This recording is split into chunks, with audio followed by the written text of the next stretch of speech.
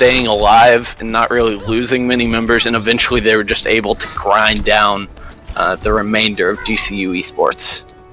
Yeah, like you said, just really long drawn out, really makes to the point where, especially if you're a lot of teams, what happens is if you're coming up on that 80-90 mark and you have the ult advantage, you commit really hard trying to take it. And then the problem is if you don't end up flipping it, now you're kind of in a tight position because you're trying to battle back at like 95-96% with no ultis while the other team has built some up. And right here, the Legend already off onto the Ice King again right here. Not able to have that long of a lifespan. Gonna be sent back to the graveyard. And here we go, David the Bear trying to do something. The Legend able to take Nif down too. Staying alive, barely getting taken down by David the Bear right here. And the point's going to open up with advantage going towards. But it seems he's done enough damage for his team to get in on this point, start building some controlled progress here, start building up that percentage. Now looking to get the stagger onto Meyer, they will do it behind the nice hook from Sub-Zero.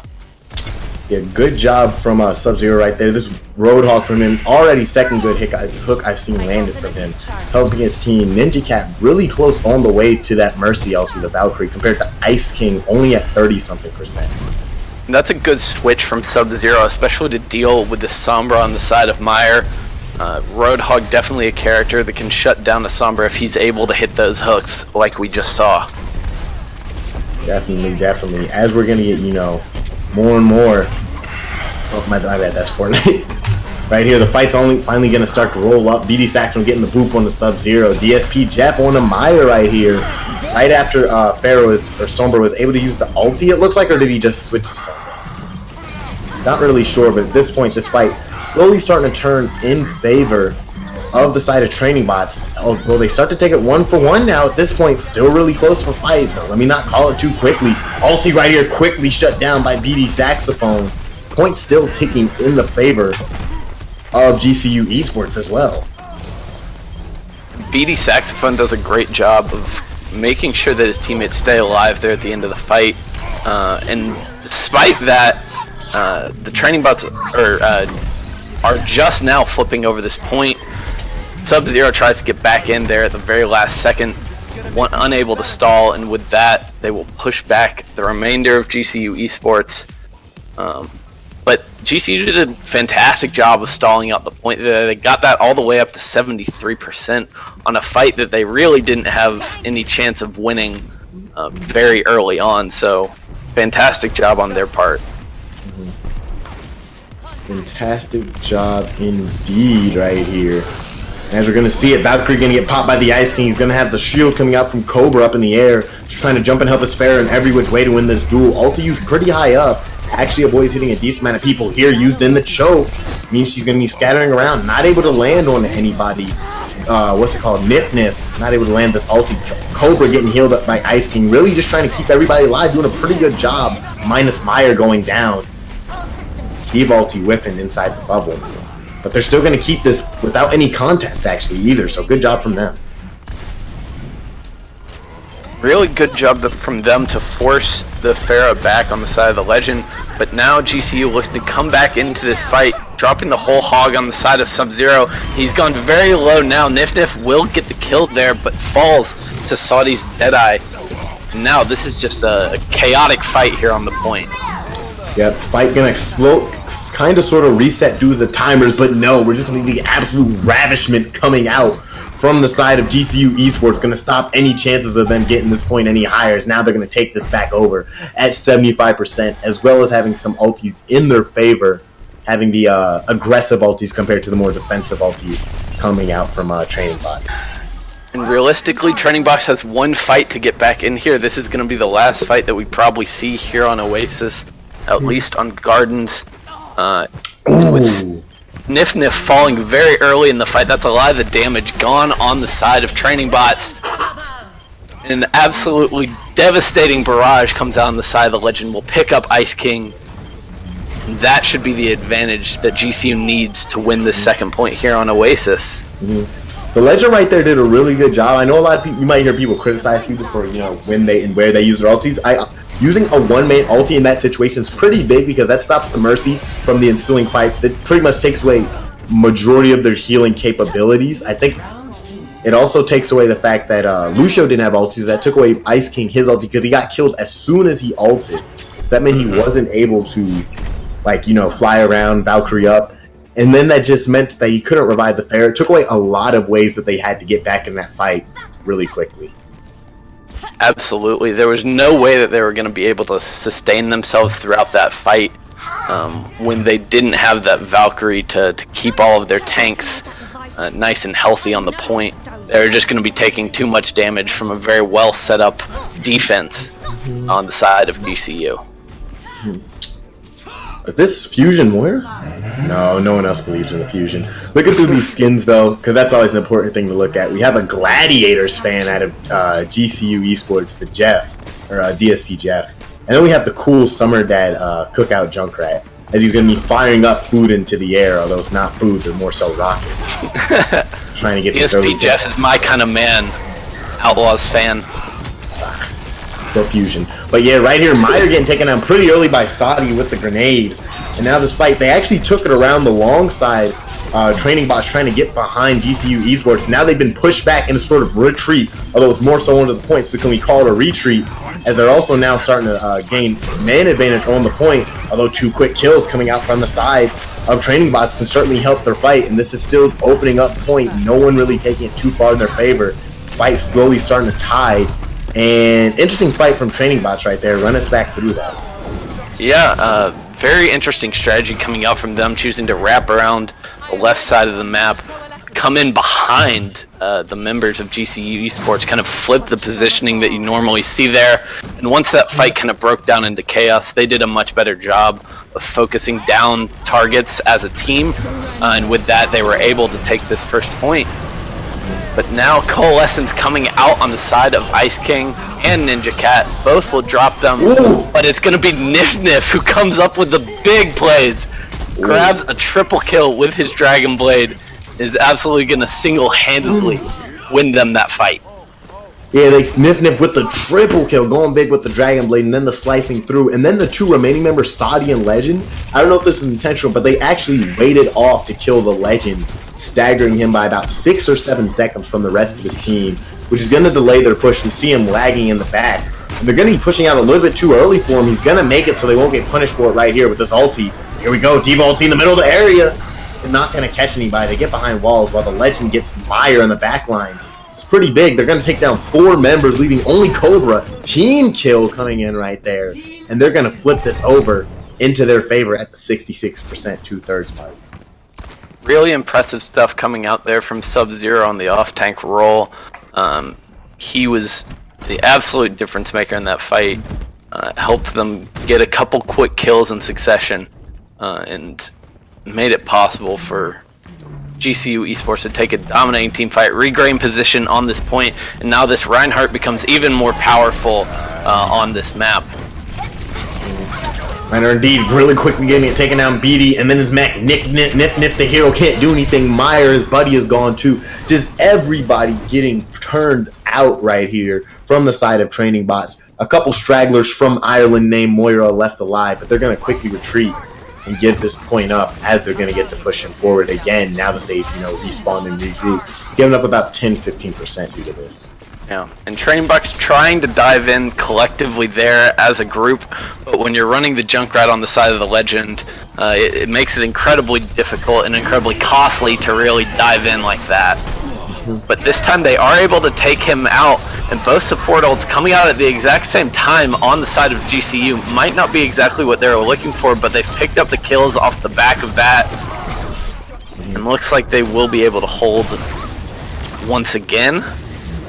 Now just chasing down a couple kills here at the end. Looking to pick up Nif, and Ninja Cat will do so. Ooh, Ice King, who I was about to talk about, getting smashed in the wall. One thing I noticed from watching his point of view is that he was trying to ult onto the team. However, Pop had his shield in the way of about 3 members of the side of Training Bots, as well as somebody from his team. So that stopped about 5 targets that could have got hit by the Coalescence from Ice King right there. That would have made a big difference.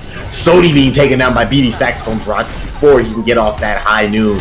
3 people quickly getting taken down. Double kill from the Reinhardt wind right there. Riptire something happened right there with the kill feed. It's kind of interesting right here at 99%, doing their best to try and battle back and hold it out. It looks like they're going to be able to get it. Round 3 being the L right there. Yeah, and once again we see GCU Esports make a concerted effort to dive onto a relatively immobile target in the McCree, who was stuck in position using his high noon. They are able to get the kill there, but ultimately it isn't going to be enough when they pay so much for it. Pop on the Reinhardt, able to come back with 2 immediate kills to answer for their lost McCree, and with that, GCU is able to take the 3rd point on Oasis, and looks like we're going into our 2nd round of City Center here. Not what we normally see in competitive game, but give these teams a little bit of extra practice. Oh, looks like we might be headed back to the lobby very shortly.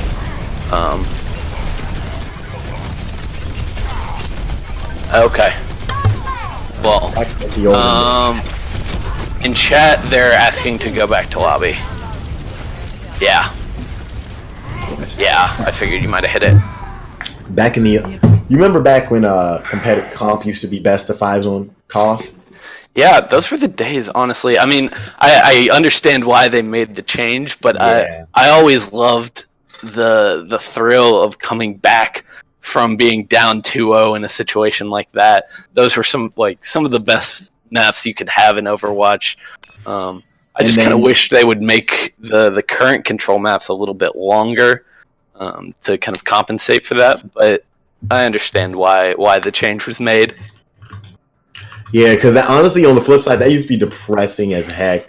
When they come back 2-2 and then just get absolutely stomped. Because it's like, the thing I didn't like is that it was random what map it would go back to. Exactly. If it did a snake format, that would be nice, but... Yeah, it made a little bit of RNG where it wasn't necessary, so... it was probably a good change overall, but... Control has always been my favorite game mode, at least to play. It's kind of difficult to watch and cast sometimes because it's so chaotic, but it's definitely the most fun for me to play. Mm-hmm. So I enjoyed the longer matches on there. I just feel like if I'm going to int, I just want to get my inting done with quickly. Fair enough.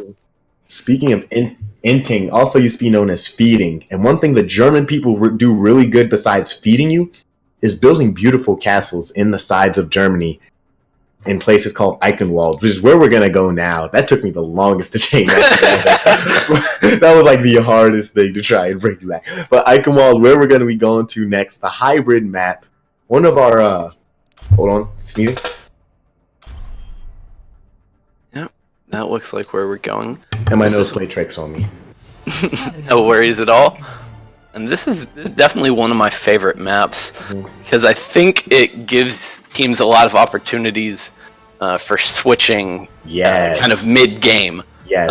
All 3 of these points are very different from each other stylistically and oftentimes require different hero pools to be played on each one. So it's always really interesting to see these teams kind of game plan around the map, and this definitely gives us a bit of that. Yeah. Unlike in my SR where everybody just plays Junkrat all sides every time. Junkrat's a tank, the DPS support healer. One thing you'll see a lot of these teams do is for the first point, you bust out the comps like the pharmacy, you bust out things like Genji, things that can take advantage of having so much open space and jumping around in all this area. But as we start to move in and around this, arcway, you start to set up like when you're on defense, you start to set up, the Orissas and the Reinhardts to try and hold around these corners or up on the castle. And then once we finally get inside of the castle, we start to see, the Junkrats. We start to see the Junkrats, see the Widowmakers. We kind of see fair return, but not really. We see a lot of Junkrat because it's a lot more confined area and it's not as vertical of a space for you to fly up into. So like you mentioned, I really like seeing how these teams evolve their picks. And who knows how to quickly, who's willing to make the trade-off of, well, this person's at 70% ult chars, but we're going to take this L if I don't switch, so let me switch. Absolutely, and speaking of Farah, at least for right now, we've got one coming out once again on both sides from Meyer and the Legend. And the second DPS on the side of the training bots is once again going to be that Sombra, which should be very common to see and very exciting for me to see after her recent changes. But both teams just posturing around this archway right now, trying to get some damage in with both of the Pharahs. And now the training bots are rotating around back towards the point, trying to stay behind their Orisa shield. But Nif goes a little bit too deep on the Sombra, will be taken down. Quickly forcing out that revive right there from Ice King means it won't be here for the ensuing fight as he loses his battle buddy Cobra right here. Right here, GCU Esports got a little bit more breather room due to the defensive position training bots took, standing a little further back instead of right under that archway. However, when you give people, they gave them just enough rope to hang themselves on right here. It looked like, anyway, my bad, I called that. Wait, I wasn't paying attention right here. They're ending up flipping the fight. GCU Esports, despite losing, wait, okay, I'm colorblind, never mind. I was thinking Nif was on the red team. See, I'm gonna set my Overwatch to colorblind mode because all these colors are the same. Well, no worries there. Meyer making the switch over to the Widowmaker, trying to take advantage of this high ground here. Point of Eichenwald, and Sub-Zero might have gone a little too aggressive, looking for some early picks, looking for some early position on the high ground, and he will get hooked and taken out by BD Saxophone. Okay, so this is better now. I can definitely tell the difference.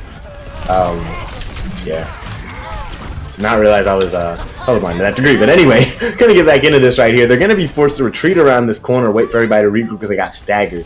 They're gonna have a decent amount of ultis here in their advantage. Really, the only thing they actually need to watch out for, which is definitely what you want to watch out for, is this Nif ulti. If you guys start the fight, haven't used anything, and he gets the propaganda and silences everybody, then you're pretty much null and void going into this fight right here. He might have a good opportunity for it here. Picks up at least 3 on the back of that with that EMP, and behind that,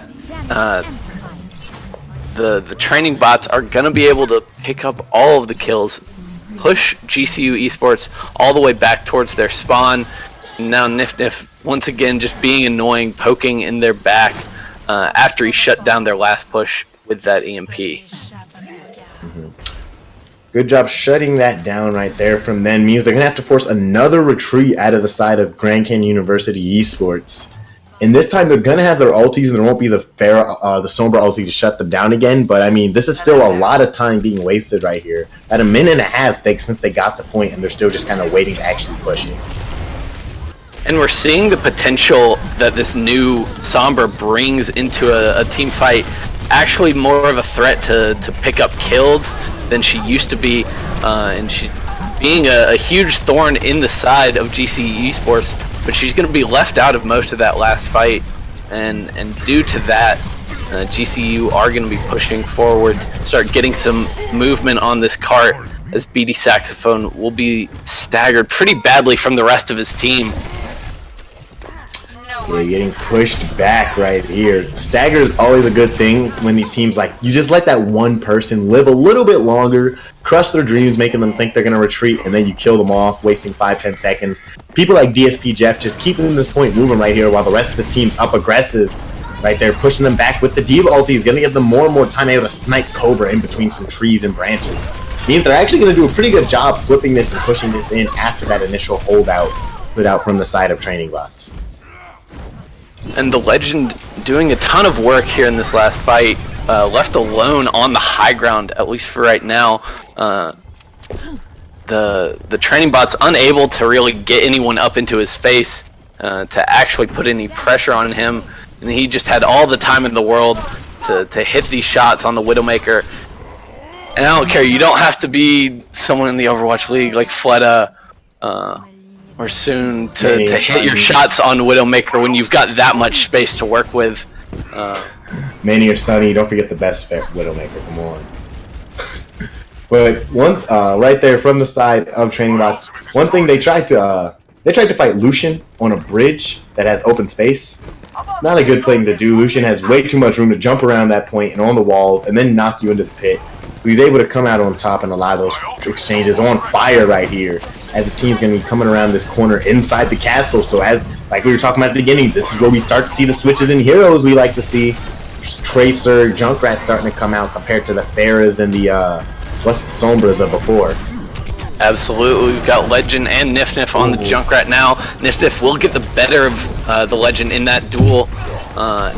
And now, GCU Esports just trying to hold their own on this cart. The sound barrier coming out from DSP Jeff will not save his life. And with the Valkyrie from Ice King, it looks like the training bots are going to be able to stabilize here, retake position on the cart, and force GCU back.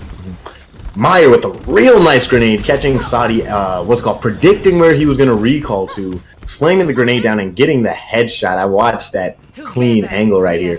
Pushes them back, and now we have BD Sax on the Zarya, already about halfway to ulti charge, so should be able to get that within the next minute, depending on how hyper-aggressive he plays. Means his team's going to actually have a pretty good amount of stall if they can, time that with around the time that they use these other 3 ultis they have built up. And here we go, Nif is going hunting. Gonna get shot out the air. The Legend able to take down that Riptire coming out from his counterpart.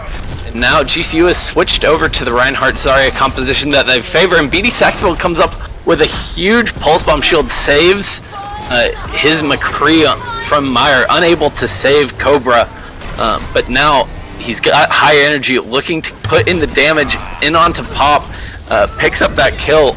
But GCU Esports will answer back with a couple of their own. Now looking to finish this map out and complete all 3 points here on Eichenwald.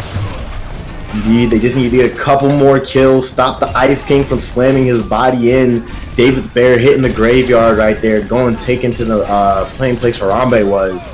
As they're going to try and do their best to stall out right here, they actually don't seem to have the Ulticon to try and stall this out. And now the ulti coming out right here from DSP Jeff gives this team the little shield they need that I feel like they should be able to clean up this fight and push it back, but let me not call it too soon. Yeah, and it looks like despite some kills coming in from GCU Esports, the training bots are able to stabilize after that incredible stick there from Meyer. Really impressed with that one. But ultimately, GCU did a good job of getting a couple of entry kills in that fight, but ultimately just not able to keep the pressure up consistently enough to finish off the training bots as their respawns were so close. But they've picked up both DPS to start off this fight. Should give them an excellent opportunity to get in on this point. Definitely right here. Saudi just sitting in the back taking people down. Another one taking out both the supports now. That's a sharpshooter Cowboy right there. Gonna roll back every take BD Sax one in the head. Meyer going down as well. Just this immaculate aim from Saudi back here. Gonna finish the round on fire. Great job from him. Great job from Meyer when he was, on the Tracer. Some real good sticks from him. But in the end, they're gonna get this point. They're gonna get all 3 points as the map ends right here, with no time left on the clock. Yeah, and that fight started off absolutely massively for GCU there. They were able to take down both Meyer and Nif, and with both of the DPS gone on the side of Team Training Bots, Saudi had absolutely no pressure on him whatsoever. He was able to sit back and do what McCree's love to do, which is just click heads unopposed completely. And we saw the results of that. They easily finished out the last point here on Eichenwald. And now they will set up for their defense. Mm-hmm. I was looking at the map, and I feel like I just kind of I feel like I witnessed some Harry Potter stuff going on. The door as it just magically assembles itself in between rounds, the payload teleporting itself back to the start. It's kind of a funny thing to watch as I'm going to be watching these teams come out the gates right here. And yeah, I'm surprised there's no talking paintings on this map. Oh, gosh. Please, not that again. Was it Nearly Headless? No, that was the Ghost. That's the Ghost. What was the one? I can't remember the names of the paintings. It is going to kill me. I'm going to have to look at it afterwards. But anyway, yeah, these teams both reverting back to the the .1 picks that we mentioned before, the Genji and the Pharah that love to take it. Nif on the Torbjorn, give it to me. Give it to me, baby. I don't think we'll be seeing that on the offense, as fun as it would be. David and Nif giving us a little bit of a show in the spawn room. Not going to see the Symmetra either. Switching back over to dive comp at the last second. Instead of pirate ship, it's more like a pirate, like pirate boat. Like it's a weaker version of pirate ship with armor packs too. It'll work. But both of these teams, they're actually both doing very similar defense where they play back, allow the other team to come to their grounds, try and give them enough rope to hopefully hang themselves on.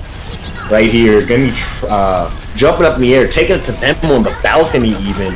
Training bots not wasting any time trying to take advantage of this fight early, already taking down one of the DPSs and then taking down the support in the tank. Gives them an early numbers advantage in this fight. Yeah, and despite the legend floating in and around this point, he's going to go for an aggressive launch, picks up 2! But despite the heroics there, the training bots are able to take our first point and start getting this payload moving. Now Ninja Kev barely escapes with his life. BD Saxophone right here just, standing on top of the point, waiting to get back into her mech, because we all know D.Va just wants to go back and play video games. She needs to get a high enough kill streak right here. Gonna be getting peeled back right here. He has to do a pretty good job to not get killed off as people are coming in from both sides. David the Bear gets a little bit separated from the rest of his team. Will be taken down. We'll stall this push out for a little while until the training bots can get their main tank back in here on Eichenwald. But they do pick up a couple kills as GCU go far too aggressive on that fight, chasing them all the way back to spawn. They will pay dearly for it. Moira sitting on Coalescence, Nif on that Dragon Blade, and then David the Bear. This screens dive in all over the place. I fully expect them once they get on top of this bridge to try and pop something off to push their way through and give themselves decent enough time going to the last bit. Here comes the Dragon Blade from Nif, just as you predicted. But he's going to be the only source of damage that they really have with Meyer out of this fight. Now a Coalescence coming out on the side of Ice King. We'll see what he can do with that. And right now, no one falling on either side. Ooh, nice. They took out DSB Jeff right as he's going for the Sound Bearer. That's an absolutely massive kill. Allows them to clean up that fight rather easily after he's gone. And deprives them of one of the most powerful ults in the game right now. Yep. I was just sitting there watching it, and then Ice King also winning the fight onto the Pharah, draining away the life bar right there. Good job. They're going to be able to push this through, trying to jump in and try and stall it out right here. How's this fight going to pop off, you think? As we see the Legend get a kill right to start it off. And now the training bots are going to have that sound barrier that GCU was lacking. But despite that, this is a scrappy fight. It could go either way right now, as Cobra is the only one remaining on the point right now for the training bots. He's able to get the boop onto Pop. I don't know how this man is staying alive right now, but it's really impressive to watch. It's simple. You can tell by the way he walks and moves, he's a woman's man. Yeah. Well, despite his manly ways, Team Training Bots are going to have to regroup in order to get another push here onto the cart. They'll be going into a fully set up GCU Esports. David the Bear trying to get in the back line, put some pressure on the supports, but it's going to be Sub-Zero who takes out his counterpart in BD Saxophone to open this fight. Meyer gonna have a lot of pressure onto her. Gonna get knocked out the air right there as she's trying to, use her French repelling rope out of the fight right there. Cobra and the rest of the team pulling back at that right there, and they're actually going to lose a decent amount of time. Cobra going for the switch, or is he just he's just coming to speed her up, get back into this. And now group to 6, they're going to look to try and reinitiate this dive. BD Saxophone going to be the key member to open. Ice King giving these tanks is going to be the second key member as DSP Jeff goes down to a nice snipe from Meyer. Yeah, but Meyer gets left behind by the rest of his team as they go towards the cart. And GCU does a good job of just collapsing on that lone Widow. Cobra having to ride the wall to do his best, but he's separated from his team, not giving them what they need, trying to get back in the fight. While Nif on the back line, Sodi popping this ulti right here, getting a slashing through the team. Is going to do a decent enough job to take down 3 people with that Dragon Blade right there. he's definitely going to stop this push from the side of training bots yet again. So just burning more and more time before they're able to push through all the way onto the second point. And that time burning several ultimates. They used the Valkyrie and the self-destruct as well as the Emperor Sight in that last fight and get nothing out of any of those ults. Now trying to come back in here, waiting for the sound barrier is probably their next best opportunity, especially as they lose Meyer early in this fight. Might just have to wait and regroup, but they will get the resurrect and a follow-up kill onto Sodi. Nice. Yep, Nif slashing right here through the backline on the Ninja Cat as well as Sodi right there. Gonna chase down D.Va right here. She's gonna pop her ulti. Get behind the wall, get behind the wall. They listen to my commands right there as I am the Emperor, and they're gonna get back onto the payload. Hopefully they can get it right here. And I was gonna ask, what do you think they needed? But we seem to have seen it right there. They finally found their fight where they needed to be on the map. A lot of these fights, they were fighting them a little bit too far on their, turf, and they finally caught them on the bridge going up, where the enemy team wasn't as sure what was behind them, so they were less hesitant to retreat. And now they're able to take this point and have 2 minutes to push through to the third payload. Not a ton of time here for them, especially as they're making a couple DPS switches, have to build up those ultimates on the side of Meyer and Nif with the Reaper switch now. It'd be very interesting pushing into these tanks here on the last point. Wants to get nice and close, up close and personal, laying the damage with those Hellfire shotguns. Excuse me, at the yawn right there. Nif getting blasting himself back out of the fight right here. And like you mentioned, they're going to have a harder time pushing off initially because they just don't have the ultis yet. Nif finally going to be building his up right here, and here we go. Going to watch him go hunting as he rolls around. Joker Junkrat jumping into the back line, catches Pop right on top of his head and pops his life bar away. Taking down that tank. BD Saxon taking down his battle buddy Sub-Zero is going to give them a numbers advantage as they push around this corner and approach the objective with a minute left on the time.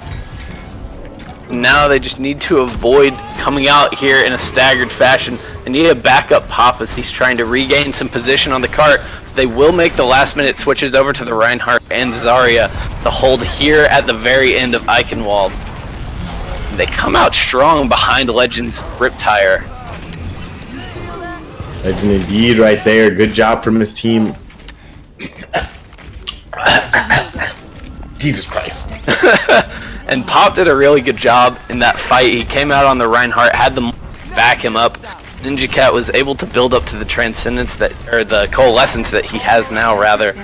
And they did a great job of playing around that Reinhardt and his shield, while the training bots are still on the dive comp that they favor. Meyer right here gonna have to go huge with this ulti if he wants his team to push through. Die, getting shouted aloud with both teams popping the sound barrier means it can cancel out these DPS ultis right here. And now the Legend just getting smacked around like a dog by David Bear, making him look like an absolute chew toy as they're gonna kill off with the D.Va ulti and the Junkrat ulti. Just a lot of explosive.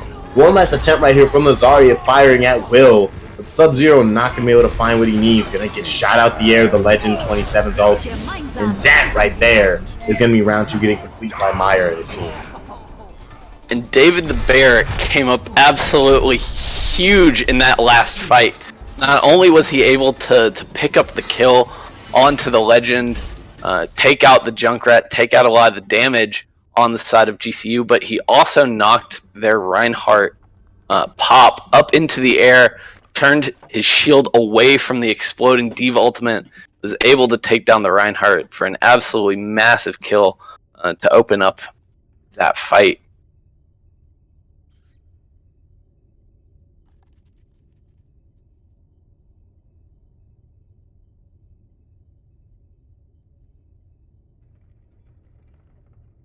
Okay, it looks like our teams don't want to finish these last couple of rounds on Eichenwald. They want to move on to the next map.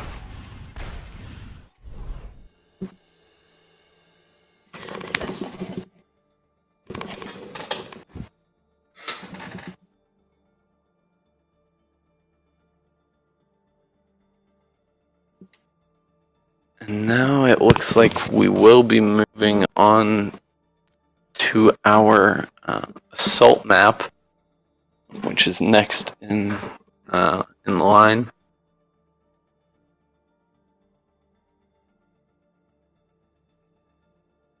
Not sure exactly what that's going to be here tonight. Assault map's actually one of my favorite game modes to watch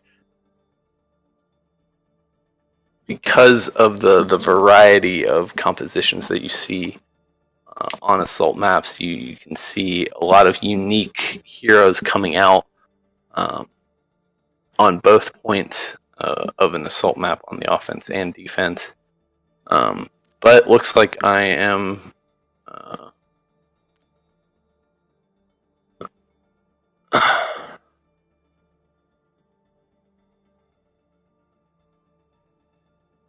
yeah, it looks like I might have lost my co-caster here for a little while, but we'll be moving into our assault map here. Looks like it's going to be Temple of Anubis. Once a map that we saw a ton of Sombra played back before her recent changes. And with that, it should be interesting to see if she remains pretty dominant on this map. Might be a very interesting change, because before the defensive setup was kind of predicated on running the Sombra to use that hacked health pack, build up her ult very quickly. If you ran that composition properly, you could be using an EMP nearly every fight. But with the recent changes, she's much more of a DPS hero than she previously was, oftentimes kind of functioning as a support before.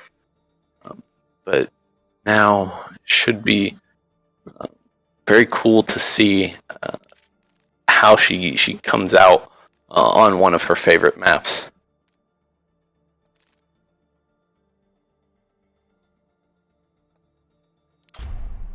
Okay.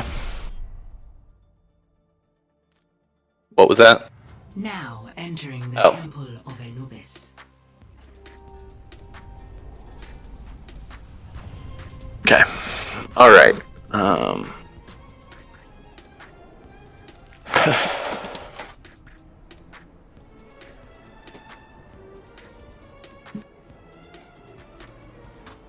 Okay. Here we are on Temple of Anubis. And with, it looks, coming out on the defense first. Looks like the training bots will be coming out on defense first. Gonna opt to run the Orisa Roadhog tank composition. Gonna bring out Nif Nif on the Mei, at least for the start, to boost his Orisa up onto the high ground. This is a strategy we've seen a lot in the Overwatch League, with teams using the Mei at the beginning to get their tanks up onto this back high ground, which can be very difficult to access. Also very good for giving your Widowmaker protection, so we'll be seeing Meyer come out on the Widow and try to be hitting those headshots from the safety of right behind this Orisa shield that they'll have set up. And Nif Nif going to be coming out on the Genji. He'll be looking to finish off any targets that they are able to whittle down from this high ground. If Meyer can hit a damage boosted body shot, then Nif Nif should be able to get in and clean up that kill a lot of the time. GCU coming out with kind of a traditional dive composition. They are going to run Legend on a Widowmaker of his own. We'll see exactly how he's able to get an angle that he wants, especially with Meyer with so much more protection right now. And with that, the Legend will pick up the first kill. Takes a headshot onto Nif Nif. That's an impressive shot. Will get answered back onto from Meyer. But GCU have done an incredible job of getting onto this point, collapsing on that anti-dive composition from the side of training bots. And the Legend hits the opening headshot. That's all they needed out of him. With Nif Nif going down, the training bots just didn't have enough damage to get the kills necessary, burst through the healing that we were seeing on the side. of GCU coming out from Ninja Cat on the Moira.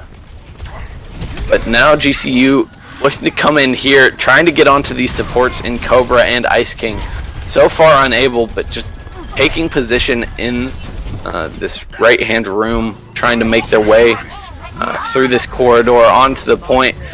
Use the coalescence to deal a lot of damage and heal a lot of the health of his own team as they move through this narrow corridor. Teams will both lose members, but now Cobra and DSP Jeff will fall. Both Lucio's down. It's a very back and forth fight, but ultimately that probably will favor the defense as time goes on. They've got much closer spawns, and exactly that happened as Meyer able to take down Pop, the last remaining member of GCU Esports.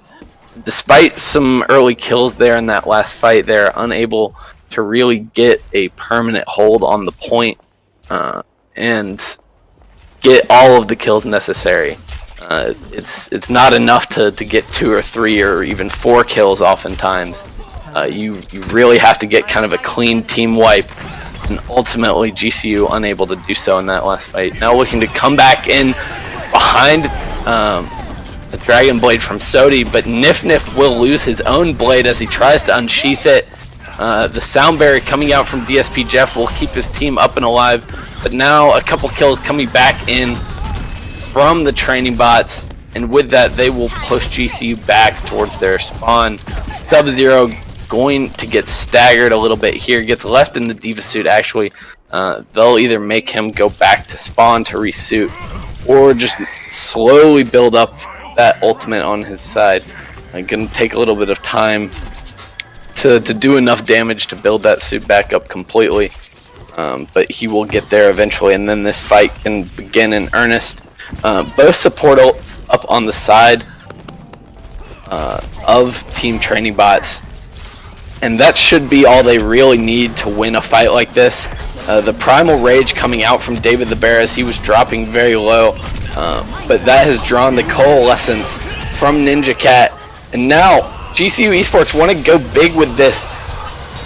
The Legend picks up the kill onto BD Saxophone, his biggest counter right now, and Sodi able to pick up a couple with his Dragon Blade will allow GCU to get a foothold onto this point, and now the Death Blossom will be completely shut down by the defense matrix of BD Saxophone. But ultimately there are just too many members of GCU Esports left on this point. They haven't quite gotten to 1 tick yet, but they are approaching it very shortly. With David the Bear falling, they will finally get to that first tick. But now Team Training Bots just staggering back in onto the court, trying to get a foothold here. But ultimately with the coalescence from Ninja Cat, they will not be able to stay alive.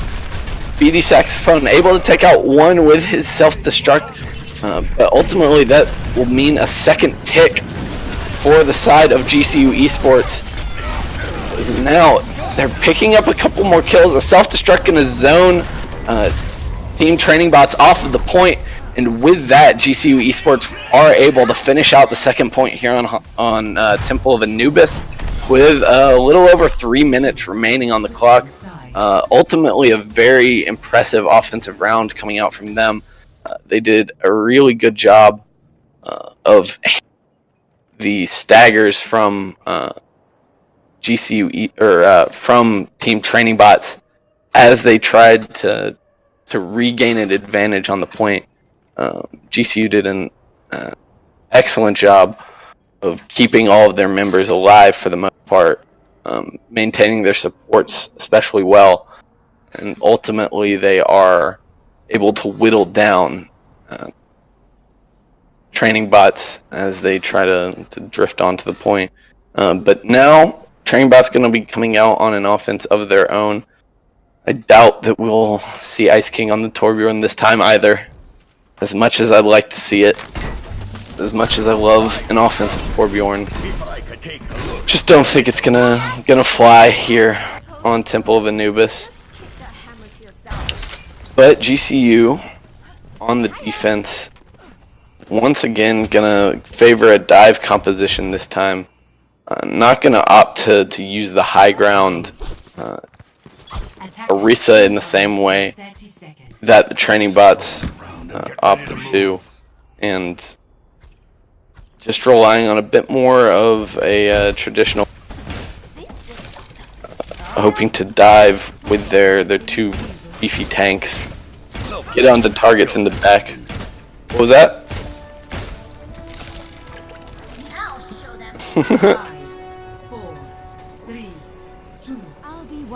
Well, whatever he's got cooking up, I think I want a little bit of that, but now he will make his switch over to favored Mercy.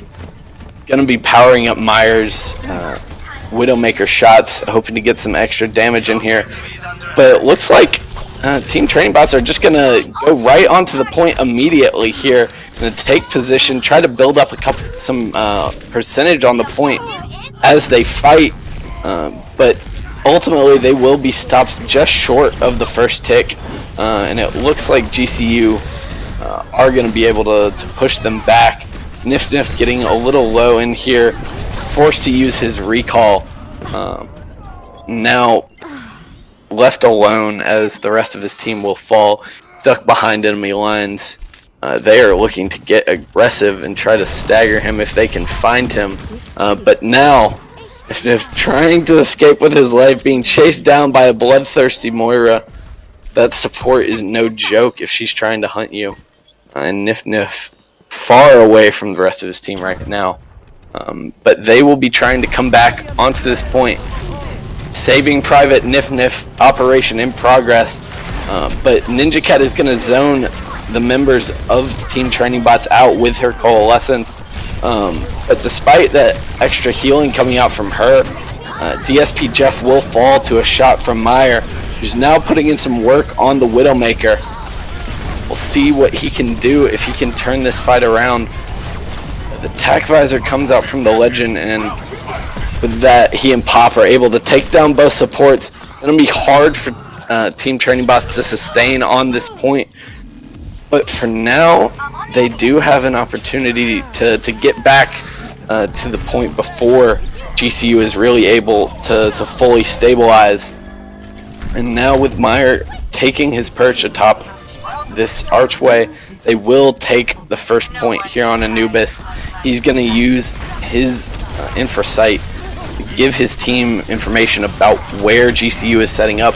Now he wants to start hitting shots from this archway, but ultimately he will probably have to fall back as the rest of his teammates are falling very quickly. They made an attempt to get a snowball push going there, but ultimately didn't have the ultimates in the bag to really get that done.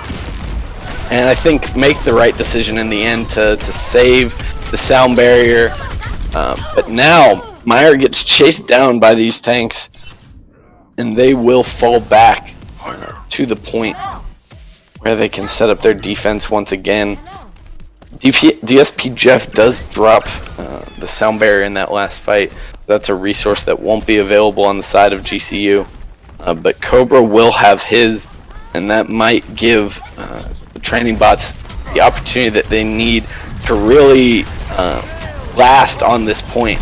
But the Coalescence comes out from Ninja Nick, will give the healing that GCU needs to stay on this point. And Sodi putting in the damage with his Dragon Blade will mean that Sub-Zero ultimately takes down BD Saxophone. It will mean that once again the Training Bots are forced to regroup. And you've got to kind of wonder in the current meta if continuing to run Ice King is actually the right move on the support for them. We've seen Ninja Nick have a lot of success running that Moira, much more able to kind of stay alive when put pressure on, and not nearly as defenseless of a target as Ice King is on the Mercy. Ice King will drop the Valkyrie in an attempt to keep his teammates alive on the point, and David the Bear, with the damage boost from that Valk, is able to take down Sodi. It is now looking to do some more damage on the grouped up members of GCU in the backline. But right now, Meyer going absolutely massive, able to take down two in very quick succession. and now it's just up to the training bots to handle the staggers onto this point. Going to be people like the Legend. He's got the Death Blossom available as well as, but he will fall ultimately, and Meyer is going to be the one to drop his Death Blossom. Not going to get a lot of kills with that, but does zone GCU back from the point. But no, we've just got an absolutely chaotic fight on here. GCU unable to get any kills right now, and with the self-destruct coming out from BD Saxophone, this might be the opportunity that the training bots really need to get on this point to maintain their presence and ultimately push GCU back. Sodi's Dragon Blade gonna come in, not gonna get any kills with that, gets shut down by BD Saxophone. But once again, the training bot's just having a very difficult time of getting kills in rapid enough succession to actually force GCU off of this point.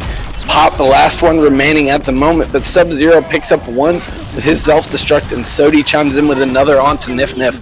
And now GCU might have found the foothold that they need to get back on this point. And despite Myers using his Death Blossom, there are still a couple members from GCU alive on the point.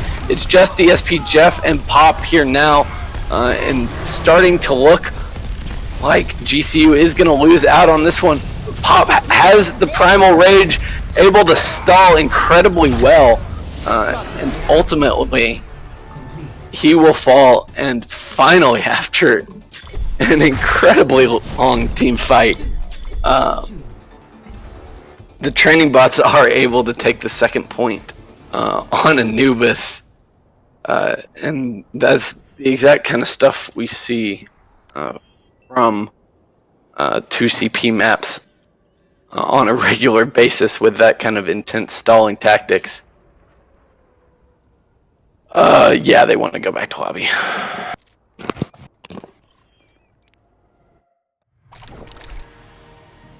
Oh, you just left the game. Okay. Okay. I'm crashing on this party. What's up? Is Manny coming in later, I'm guessing? No, he already left, actually. Oh, really? Yeah, he did the first two maps and then had to go. Oh, okay.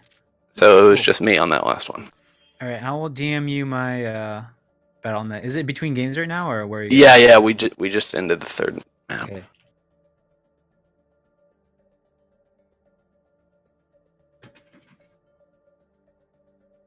Vila, I don't have you on Battle.net, I guess.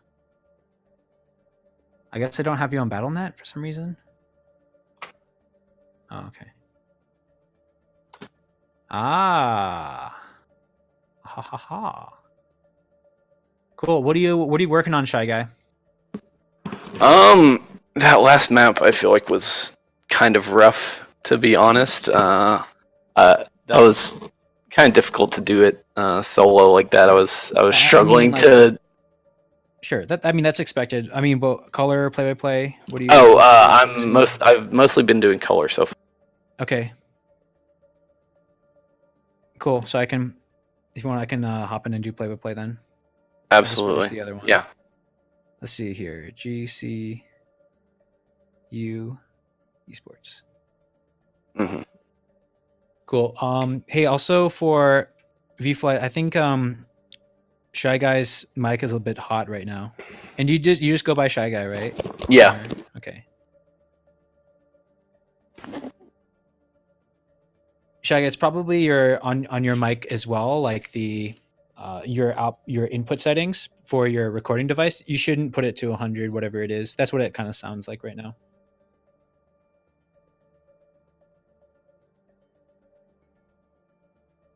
Oh. Yeah. Sure.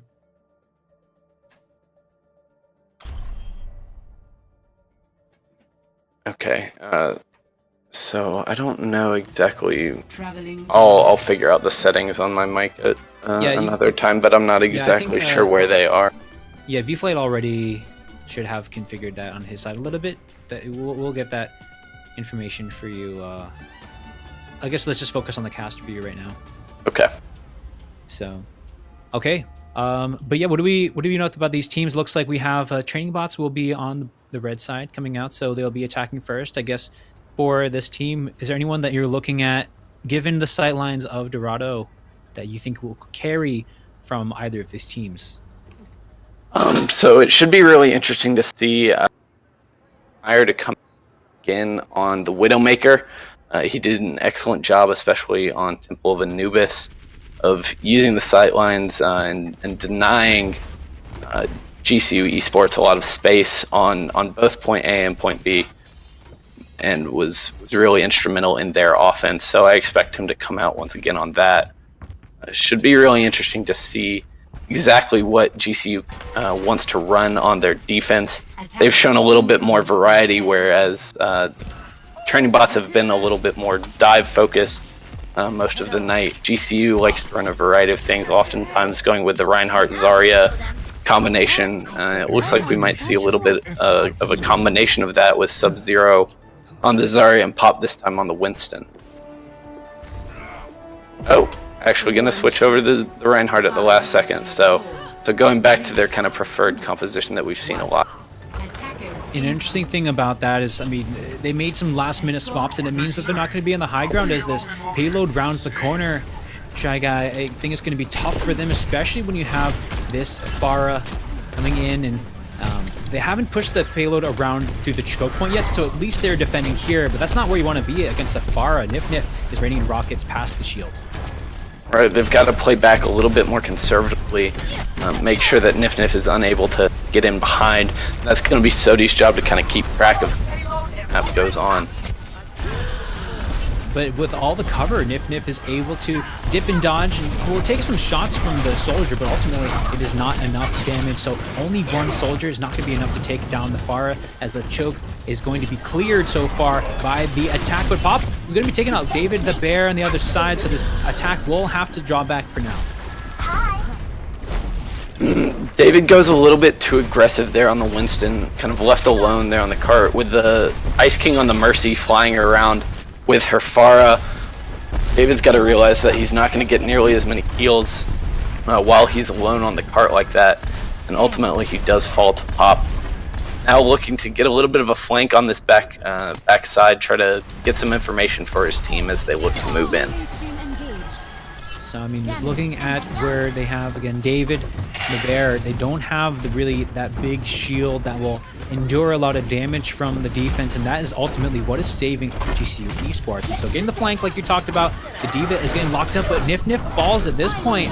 It looks like they're still continuing with the attack onto the payload itself, as Pop is alive. They're focusing a lot of the healing onto him, but the Riptire here from the defense is going to take out David the Bear yet again. He falls, which means this attack is going to have to try to get the res off, but will be falling to DSP Jeff. The defense, again, they bend, but they don't break. They do an excellent job of falling back after the start of that fight, and using the Legends Riptire and then his incredible damage output there at the end to shut down the Valkyrie. Never gave them a really good opportunity to move in for the res, and ultimately Ice King paid his life when he ultimately went in for that. But now as we move into this next fight, Meyer trying to build up to his own Riptire is going to get there and should have an opportunity to come around the back, possibly maybe pick off a key target as David the Bear looks to engage. Oh. Yeah, I mean, but he is able to get the target, and the Transcendence was there, but it won't guard you against burst damage that a Riptire will bring. So the Transcendence comes out in reply, but is not the answer they needed. Only drawing more questions for the defense of how that all caved in for them. And it will be training bots pushing forward to get point A, and David the Bear will secure the upper ground, which is very crucial moving into this point B defense. And you have to think that was a little bit of a panicle on the side of Jeff, opting to use that Transcendent, which will save his own life. Could be used in a situation where he thinks fire is about to explode on him, but does absolutely nothing to save his teammates. And with a double kill like that, it's going to be incredibly difficult for the defense to claw their way back into that fight. Now they have a Graviton Surge onto the point, actually, so it means that this defense is going to drop right on. And there you go, the upper ground is retaken. The defense is able to regain their dominance and kind of their ability to maintain this point. And I guess going into this next fight, I mean, we talk about the ultimates being available. They have tools on both sides, but I guess for this offense to win, how do they need to carry it out? They have a Sound Barrier and the Primal Rage to go. Yeah, I think they need to do a little bit better job of potentially staying together. In that last fight, they were kind of spread out across the map with only a few members on the cart, and that allowed the members of GCU Esports to kind of collapse and ultimately pick off a couple of those targets. And now they've done a good job this time of getting into the backline and isolating a couple members of GCU. What's so odd is they have isolated the members in the back, but the tanks were contesting on the point. That was Pop. He was going to reply with a pop of his own. The Earth Shatter knocking down the Lucio, but the rest of the team is here to reinforce. The Earth Shatter was used, but did not get any progress. Just knocked them on it back. Maybe just a bit of a hiccup for this attack, but they're going to close in and try to close out more of the kills, and they finally got the payload moving. Yeah, and Pop goes for the aggressive Earth Shatter there. We'll make the switch over to Winston now, move towards the end of this second point. But ultimately, he didn't have the teammates there to back him up after he used that. But now they will be coming back out behind DSP Jeff's Transcendence. Transcendence just to escort the defense back into a good position, but the Valkyrie and the Sky will do a much better job healing from a distance, healing multiple people, and even getting the res back onto Meyer to make sure they have some more of that hit scan prowess, and will die again because of the dive. And it looks like the adjustment of putting Pop onto the Winston was the answer there, Shy Guy. Absolutely. It gives them a little bit more of mobility and a little bit more of an aggressive opportunity for them to possibly grab some picks and get very aggressive with their tank rather than sitting behind a shield waiting for the training bots to come to them. As they're moving into the next fight, though, the Primal Rage is available. David the Bear is going to try to dislodge the upper ground here. The Tactical Visor was popped by Sodi, but he's just going to be looking at a big angry monkey in his face who hasn't even popped the Primal Rage, only just now. But meanwhile, on the point itself, winning the battle too is the attack. Meyer on the Soldier is able to really deal the damage, land the shots they need, and they'll be able to cruise in here to point B on the attack. Finally training bots, getting some momentum moving into this point C. And that Tac Visor getting shut down is absolutely massive from David the Bear. Sodi needed to come up big with that. It was their best source of damage that they were going to have in that fight. But ultimately, he completely zones that out and ultimately will win the fight. Even though he has to use his Primal Rage, it's absolutely worth it to trade those two ults while the rest of his team cleans up on the cart. But now Meyer gets the opening pick on this fight, and the offense might have a good opportunity here.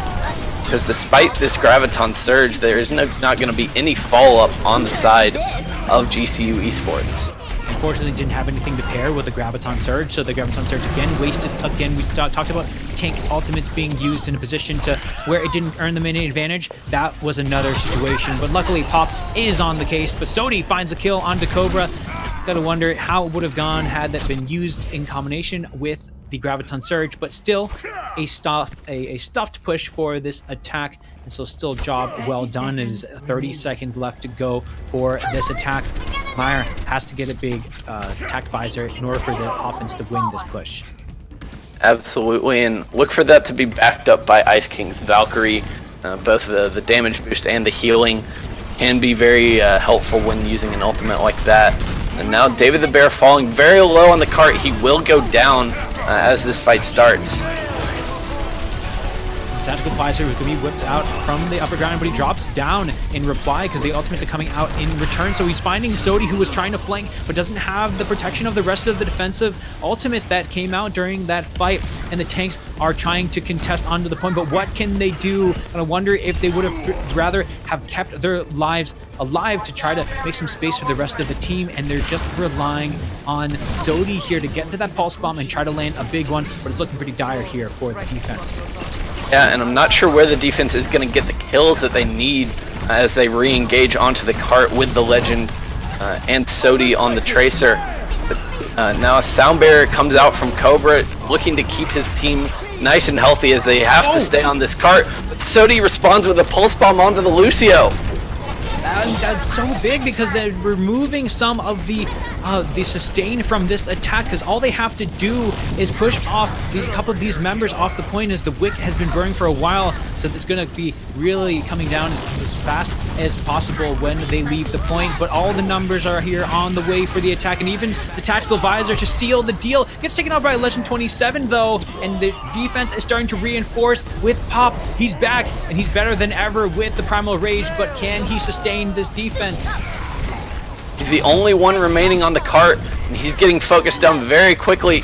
Not going to stay on there for. Smith is out getting back in time, and with that, GCU the training bots are going to finish out here on Gibraltar, or on Dorado. Sorry, that's all right. A little tongue-tied there. Yeah, these escort maps kind of feel the same at the end. They're very hectic, very tough to take for the attack, so have to hand it off to this attacking team. And one of the things that happens though is when you have that transition to where the defense are on the back foot, the offense is in such an advantageous position because they can take advantage of the high ground. That's kind of what we saw happen at the end, just on top of the staggers too for GCU Esports. But they will be able to respond and finishing. I guess we're looking at the silver lining here, Shy Guy. Training bots, they had to go into the overtime bank, whereas GCU Esports, they of course are going to focus on finishing the point. But if they can finish with a faster time, they can get the advantage. So the game's not over yet. Not over by any means. This Dorado is very difficult to finish with some time left over, but it's by no means kind of guaranteed that you will even finish the map. So both of these teams have a very clear goal in mind going into this second round. They know exactly what they need to do. And for the side of the training bots, that's going to be stall this payload out as much as possible as it makes its way through the streets of Dorado. And for this defense to stall, I guess looking at the tools that they're bringing, we have an early look at this defensive team. Nif Nif is on the Junkrat. David the Bear on the Winston here. I guess in terms of the stall, how are you looking for this training bots team to hold the defense for this first point? Well, it's going to be all about how well they can keep Ice King alive. He's been having a lot of difficulty of being dove on by Pop, by Sub-Zero, by the members of GCU Esports. If he can stay alive and get reses off, it should give them the ability to stall out this point and take enough time off the clock to potentially earn a victory here for them. But go ahead. You go for it. Okay. We see the training bots taking kind of a similar defense to what we saw out of GC, choosing to play back in this moment, and the Legend is gonna win a Widow duel far behind the point. And despite his heroics, Ice King is gonna get the res onto Meyer, and now the Legend is in a very difficult position.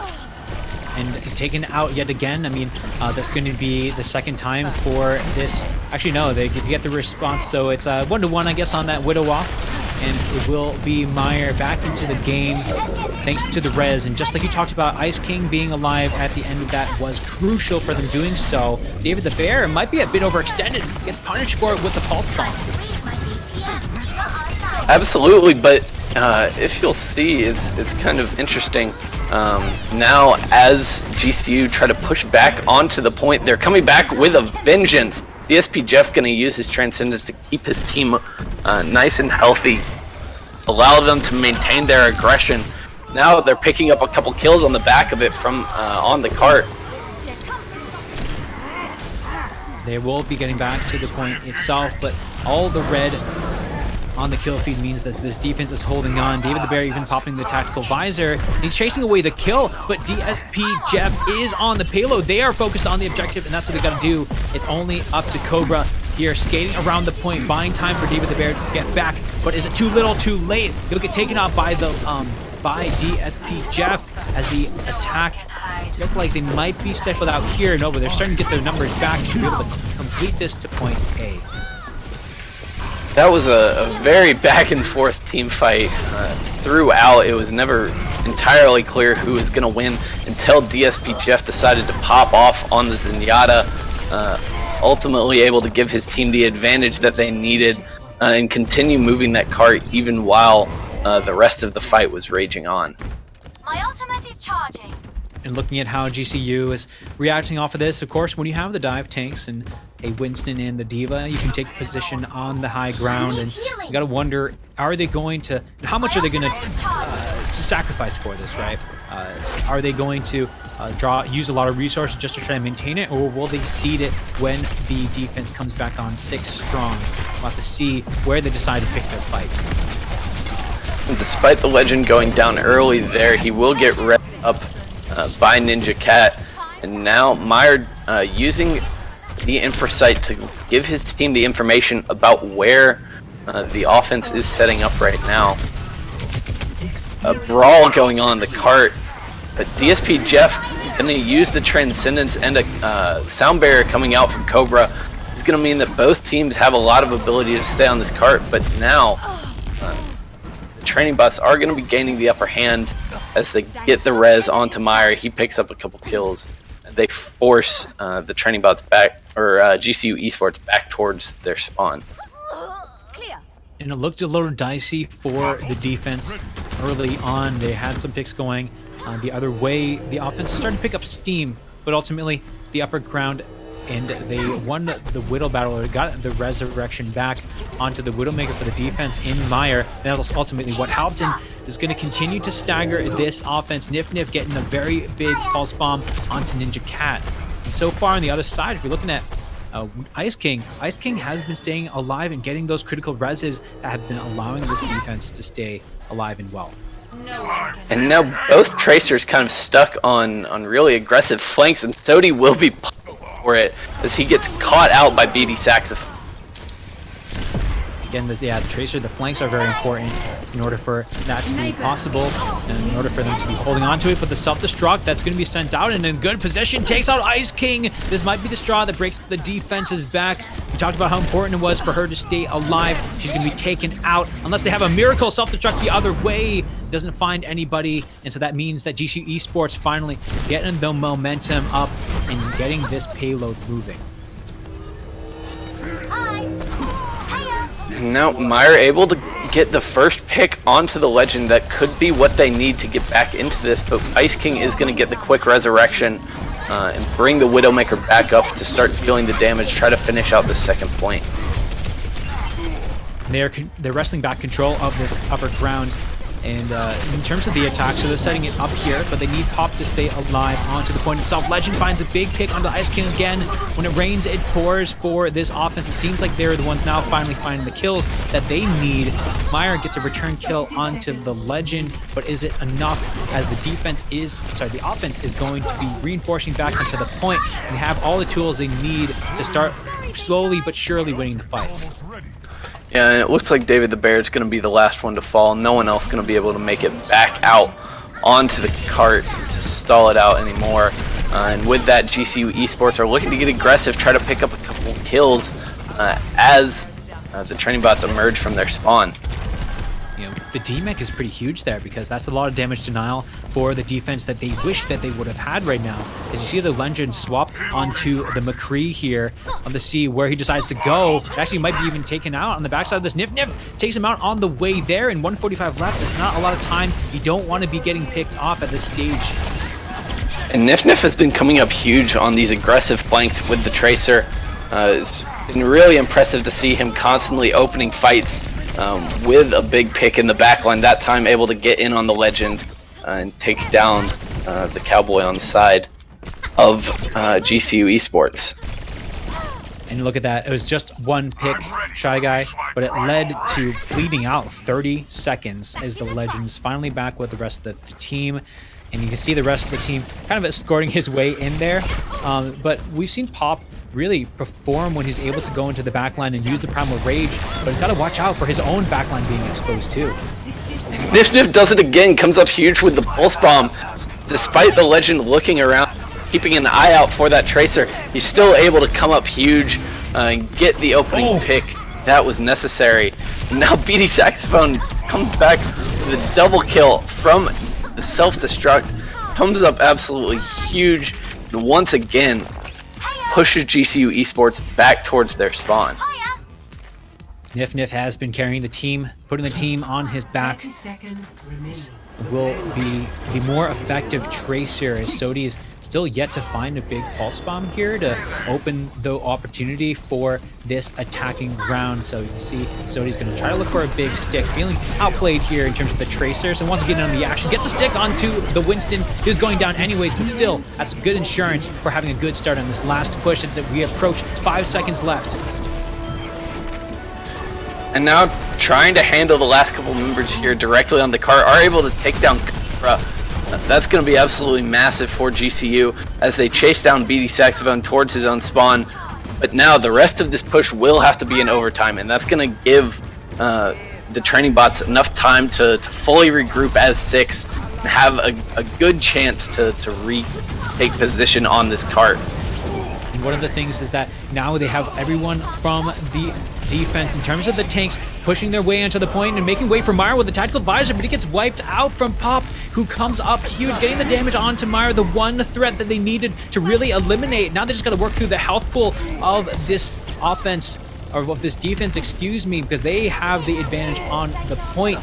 The offense is being whittled down, just have to deal with Ninja Cat, and Sodi is still staying alive though, so if the reinforcements can come back in from the attack, it might be big, but they get off the point just too long, and it will be training bots taking it here on Dorado.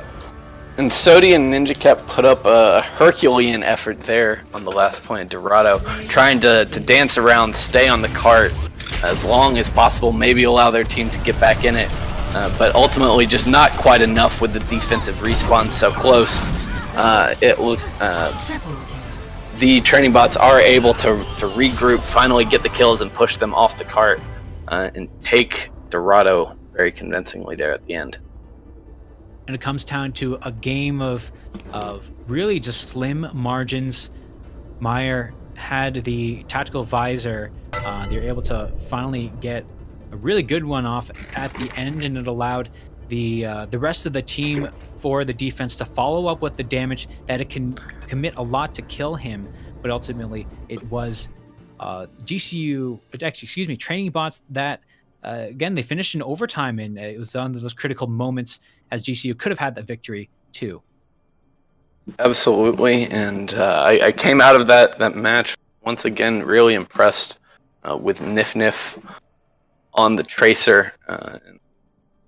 Looks like we'll be moving into our final map here between their two teams who have been incredibly close, going back and forth all night, trading maps, and I've been really impressed with the tank play and support play that I've seen coming out from both sides.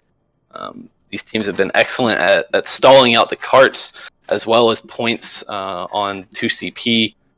They were doing a fantastic job of staying alive and maintaining a position on the objective for as long as possible. Even when a fight might have been lost a long time ago, they were very excellent at stalling that out and keeping their hopes alive, at least. Yeah, staying alive seems to be more of the name of the game that will ultimately earn you those wins and the situations that sometimes you have no business winning those battles. And so training bots now going to be again, we're switching sides here. So training bots on the blue, GCU on the red side, moving into this next one, I believe.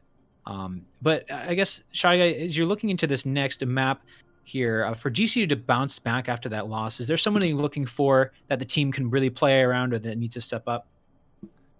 Absolutely, and from what we saw earlier than in 27, it looks like we are going to Ilios this time, which for a long time has been one of FAR's playgrounds on the DPS side of things, and we saw him play a lot of that on our earlier control map on Oasis, and he put up an excellent performance on the Pharah, so I would fully expect to see him coming out on that hero once again, and we'll see if he can repeat and help carry his team to a victory on this last map of our set.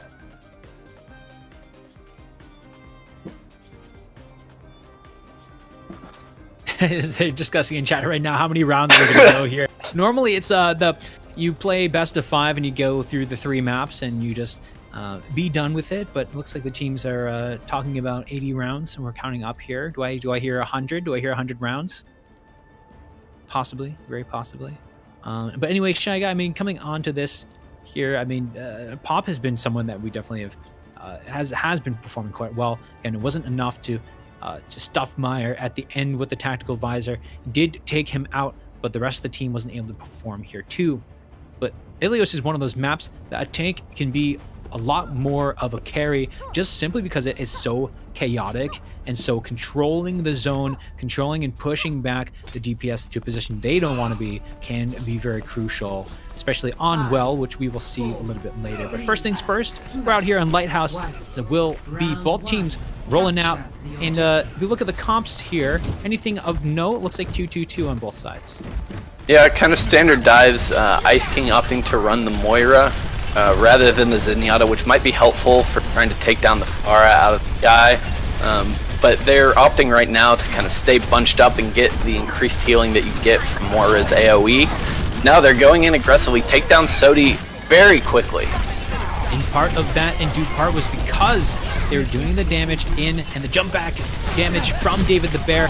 It's a very big monkey, so don't want to be caught under his feet when he does land indeed. And so Pop getting staggered there at the end too. GCU Esports, or Training Bots, excuse me, are able to win the map and capture the point at the same time. Yeah, and they do a great job in that last fight of avoiding the Legend as much as possible, as he was trying to cycle back around behind them to get an angle to shoot into this small building here opposite the point on Ilios. They just pushed forward into the remainder of the team, and he was unable to get the damage in. And look at this, just to, I mean, continue to play while they're ahead. Nif on the Genji, Meyer on the Tracer, means that you don't know exactly where to look. All you know is that no matter where you look, you're going to be shot from behind you in some way, whether it's shurikens or bullets. It doesn't matter, because you're going to be sent back to the spawn, courtesy of this DPS duo. And gotta wonder, for Legend 27, is there a swap incoming? Because those rockets haven't been making their mark until just now, though, so it could be just a way that those rockets have been hitting, now finally catching a break. Yeah, he's able to pick up a couple kills as the training bots try to regroup on the point, try to fall back and take position again. Now they've got the GCU has a huge advantage coming into this fight. Legend drops the barrage to get a 3rd kill in this fight. Now they just need to clean up this Moira and the tanks on the side of the training bots. And this is what I'm talking about how the tanks can really carry here. Look how long this contest has been going on and requires so many ultimates from GCU Esports to flip the point, but they should be able to eventually. But look at that, already 83% for the side of Training Bots. They're looking good. They just got to win one more fight, and that should be it here on Lighthouse.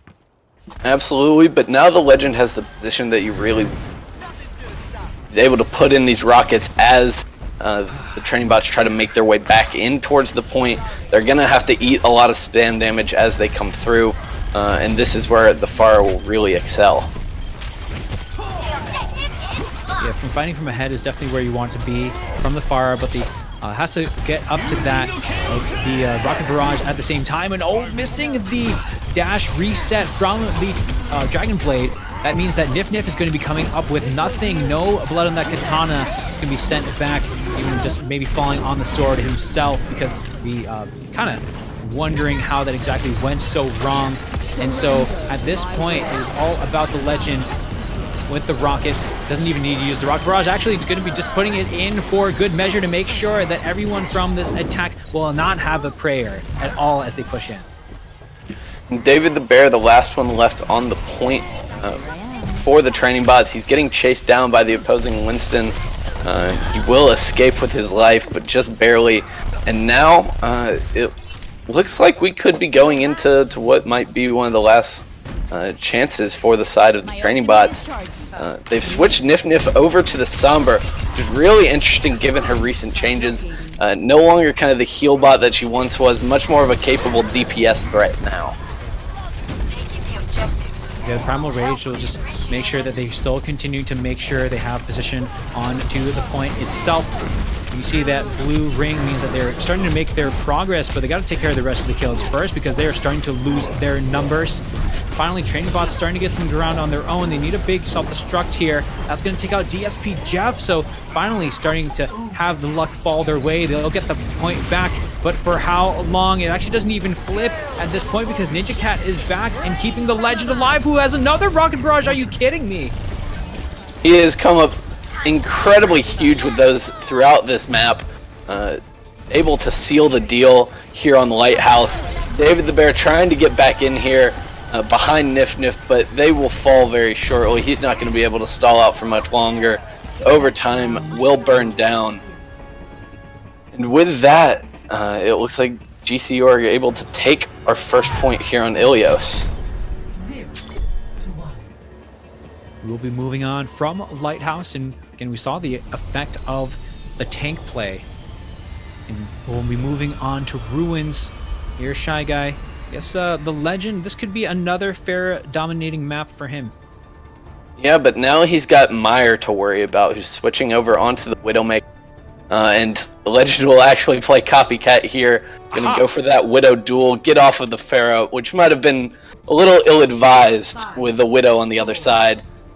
Just looking, both of these guys trying to establish position around the point, get the damage in, hopefully allow their team to take control and set up exactly how they want on the defense. They've already started to see each other in the sights. Don't need the infra sight, just need to see those long streaks in the sky. But Meyer deciding to not try to go for the battle again. And it will be Meyer losing the battle, but the res comes through instantly. He'll have a second chance at it. Absolutely, so a good first kill from the Legend, but he gets chased down now by David the Bear, and him falling behind his team like that is going to be problematic. As the fight will be raging onto the point as expected. This is Ruins, and the point is deep in that center area, and Meyer has full view of the whole team, has claimed the spot on top of the pillar, and all it has to do is worry about the Legend who's off in the distance, because look at this, GCU Esports is nowhere to be found. It's all training bots on this point, and they'll get the first split. Yeah, and Meyer comes up absolutely massive there. His tanks do a great job of getting into the backline, taking down the Legend, eliminating that major threat to him, and with the Legend gone, Meyer able to take up position right next to the point, completely unopposed, and that's exactly where a Widow wants to be. Just, as again, you talked about just the Widowmaker positioning. Legend not able to find really any traction onto these shots, just getting little picks here and there, little maybe half shots, or almost taking them all the way out, but not getting the kills. And that's what's important. That's what you need out of your Widowmaker, because training bots have been dominating on the ground game, and they continue to do so until now. Booty Saxophone gets taken out. This might be the opening that is needed for GCU to get the conversion onto the point itself. Absolutely, and the Legend still looking for the shot on to Meyer, able to get an angle on him, takes him down with the headshot. Really impressive stuff there, but Resurrect not able to come out from Ice King. Sodi does a great job of getting in the back and shutting that down completely. The training bots will be left without so many resources, which means that also they're winning the point onto this center area. And the Legend has full view, just in the same way that Meyer did earlier. They'll get the point. They will lose Legend for it, but definitely worth it. And now they have to worry about Meyer. Charge shots from Widowmaker will hurt a lot. They have to make sure they're playing the sight lines correctly. Yeah, with this damage boost coming out from Ice King onto Meyer, he's incredibly dangerous, even to these big health pool tanks. And when he hits a headshot, he doesn't even need the damage. But he will fall to the Legend to start this fight. And now Ice King going for the Resurrect. Ice King will get it off, so that's not a bad place to be, but they are having the brawl on the point ensue. Training bots finally getting the kills their way, thanks to Nif Nif doing some nifty work onto the point and getting those picked offs and they're going to need to rely on Nif for the rest of this fight if they want to win this point. Again, they're already down 1-0. And we saw Nif carry before. It's all about getting behind those tanks and turning their heads while the rest of the team just runs it down the middle and allow David the Bear to get into some good positioning. But until then, until Nif can get those picks, will not be able to have the impact that he did before. He's in the back line now, going for Ninja Cat. Forced to use the recall, but has the opposing support low. Will force out the sound barrier on the side of DSP Jeff. And all that time, his counterpart, the Ice King, is getting taken out by Sodi, so Sodi doing the better job, which means that Training Bots, despite the fact that they go into the overtime, so that is a win in of itself, they lose the point. But they do have a little bit of room to work with, a little bit of breathing room, if you will. Nif has the Pulse Bomb, just got to win one more fight, and then they'll have Ruins to their own. Absolutely, just need to build up a couple more ultimates. Should be approaching both support ults at around the same time, if not in this next probably in the one after that. So the Training Bots do have plenty of time to take a couple of fights here, be patient about this. But now the Legend getting harassed down by David the Bear will get the kill in the back line. Yeah, as the following up of that, that's the devotion that you want to see out of a flanker like that. David the Bear doesn't even need to pop the Primal Rage. They're so patient about that. Pops it exactly when he wants it to, and it's going to need that extra health pool to survive, because that's a good self-destruct coming out from GCU. They want to hold on to this, and there's no one else to support David the Bear. So despite the great play from him on this tank line, everyone else gets wiped out from a great self-destruct from Sub-Zero. Absolutely, and now they're going to have one more push to get back on this point. Nif being a little bit sneaky here in the back line, in behind GCU Esports, but the Legend will get the opening pick onto Meyer. But Nif looking to go in, trying to get some damage and find an opening for his team. And the Transcendence is going to make it tough for them to have even more of an opening at all. BD Saxophone is really their only hope on the point. As Ice King doesn't want to throw her body onto the point and does go down eventually. Had to try to extend the overtime, but what can the D-Mech Diva do? BD Saxophone will fall, and it looks so good there for Training Bots, but GCU holds on and they will lead it 2-0 going into Well. Absolutely, and GCU did an excellent job there on the side of their tanks, keeping everyone alive throughout that last fight. Got aggressive and got the picks that were necessary to make sure that they were going to be able to hold on to the point. Once again, did a great job of fighting their way back in. Almost lost at 99 on the side of the Training Bots, but ultimately they're unable to finish out that point on Ruins. And now as we go to our third point and final point here on Ilios, it's going to be Well, and we'll see a very interesting change in composition from both sides coming out with the Orisa, potentially looking to get some environmental kills as they try to pull their enemies into the Well. That's always the fun part of Well, right? You have this little mini game and reenactment of that scene from 300, as you have the giant death bowl, as if you're similar, might call it. But it's all about winning the shield game, and GCU Esports has been the one doing so. And so you see the positioning that Training Bots have to take. It's around the corner and not on the point. So that means that GCU Esports will have the really prime position. They'll get the first turn. Absolutely, and they do a great job of their positioning there. Nif goes a little bit aggressive and gets punished for it by Sodi. And after that has happened, it's incredibly difficult for the Training Bots to break through that Orisa shield on the side of Pop, and ultimately they are unable to maintain their position on the point. I mean, just looking at Training Bots, they don't really have a shield breaker there. So as soon as that shield goes down, you'll see another one replenishing it very soon. And look at that, it's just right there. And the Pharah is already in the back line. So this is just a tough matchup here for Training Bots. They nearly get the halt kill, but it wasn't enough there. It wasn't the good timing. That was the only really opening they would have had. And they got the shield breaking once more first for Training Bots. And now we see some kind of interesting position coming out from... they've got BD Saxophone and David the Bear positioned over on this right side, trying to break through. They just don't have enough damage to really do that without a fully concentrated effort from all of their team. And despite Nif switching over to a hard counter, for the Legend. They are unable to take him out, and they just can't sustain on this point, especially compared to what we're seeing from the side of GCU Esports.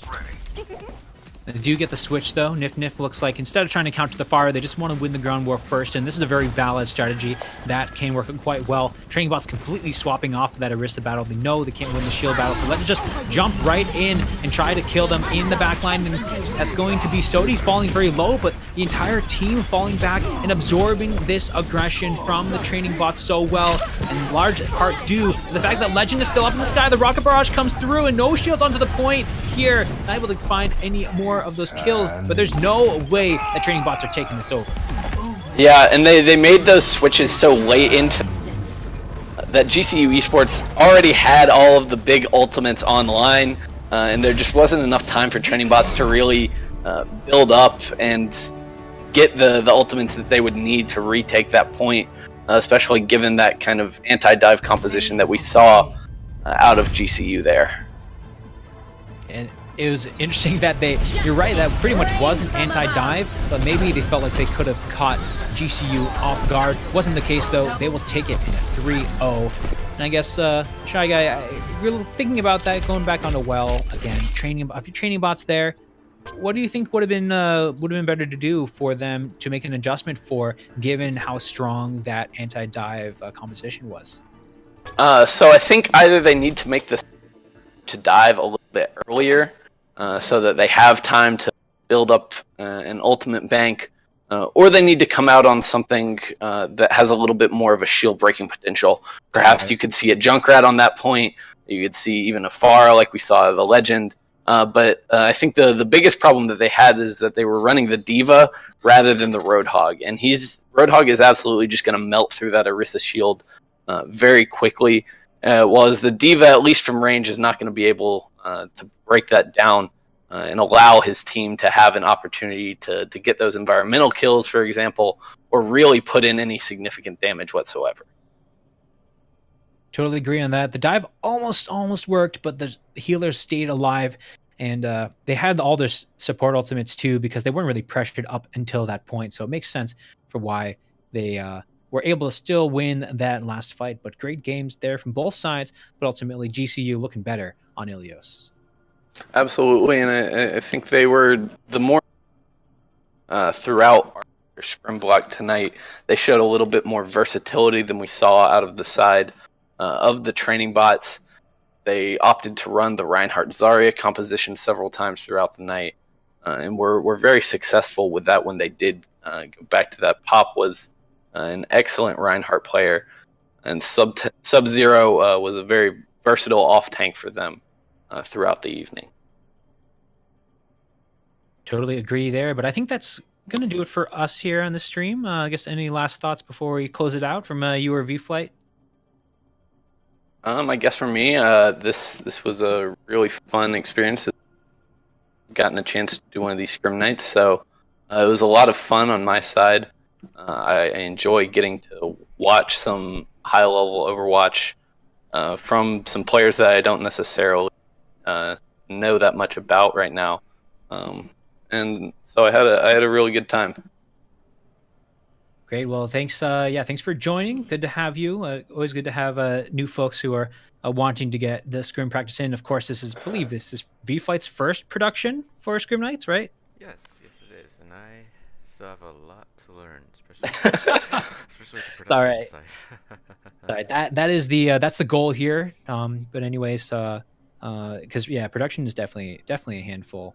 And there's always going to be a lot to learn, and I'm almost certain before I have to turn this on to you that how did you remember health bars? I think that's the one thing, right? Yes, I remember health bars, but then every time the match ends and we have to start a new map, I keep for like the first half of the first round, I would forget to turn off health bars, and then Oh, I see. Yeah, it's tough because you gotta do it every time. Like I said, at some point it'll make you sick to your stomach to see a hero in free cam without health bars. So until that happens, then we'll have to see that. But anyways, thanks everyone for joining. This has been Shy Guy OW and V-Flight, or not V-Flight, I guess.